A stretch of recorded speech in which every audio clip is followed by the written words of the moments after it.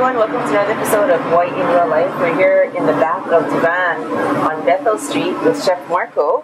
And just wanted to show you some of the special stuff that they do in the kitchen. So what are you going to be cooking today? Well, we're preparing here is our snow crab stock. It's going to later turn into our snow crab bisque that we're offering for Mother's Day. So the first thing that we start off with is a really hot pot. I add a little bit of oil just so that it allows for the caramelization. It's really hot. Get all our mirepoix, which is carrots, celery, and onions. Right now what we're doing is just kind of develop a little caramelization. You won't really see a lot of the caramelization because of the amount of smoke that's coming out of it. But it's a little bit of dry sherry. And actually right now is a good time. It's starting to develop. And you can just see all the good ingredients down in there. And what this allows us to do is gives all the flavor and builds from the base on up. For any good soup or any good even sauce, really the base is a good stock. So if you take the time to make a stock, which can take 2 days, you know, this stock will be reducing down slowly all today and all tomorrow, and I'll actually make the bisque on Saturday. So now that it's gotten a little bit of deglaze, I'm taking a tomato paste, a little bit of tomato paste. That gives it a little more of that darker color and allows a little bit more of the caramelization of the tomato to occur. It's very important in stocks to have that nice rich color. So I get that all stirred around. So everything is made by hand. You cut the vegetables by hand, you make the stock by hand. It's not like it's going to come out of a jar or... No, this is actually a long process because yesterday I had to take the time to actually shell all the crab shells. You shelled that yourself? Yes, it was started out as 15 pounds of crab clusters, and then I broke it down. I ended up with about 7 pounds of shell and 7 pounds of usable meat that's going to go into the crab benedict that we're doing. Wow. So a lot of people, they would like to just order the crab without the shells. It's easier. You don't have to spend 2 hours breaking this down like I did. But on the flip side, you don't end up with these wonderful shells that allows you to make wonderful stocks.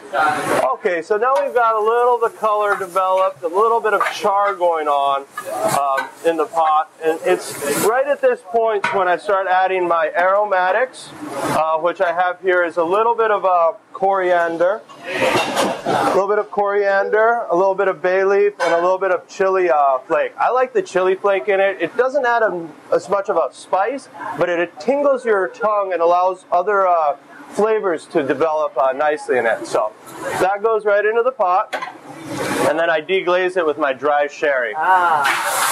In the restaurants, we love alcohol in one way or another. If we can't drink it, we cook with it. So now it's just evaporating all the alcohol that's bitter, but it's going to keep the sweet nuances of sherry.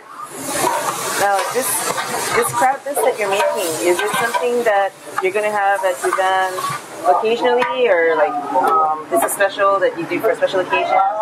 Well, it's something that I do for special occasions. I did bring in a 30-pound case, so I still have another half case of crab in the freezer ready to go. So I'll probably be doing another bisque within the next week or so. So you could look at that, look for it on the Facebook. And right now the price of snow crab is astronomically low. They've been doing really great quotas. So my seafood guy is telling me that the price of cheap is just going down and going down. So it's something that is becoming more affordable compared to the Alaskan king crab. So then the next thing I add is a little bit of garlic, and then what I call a bouquet garni, which is a little bit of thyme, parsley. You could add some rosemary, but the rosemary is a little overpowering for the crab bisque. So I just use a little bit of parsley and thyme, and that goes into the pot. And then we dump all of our crab shells and juice right into there.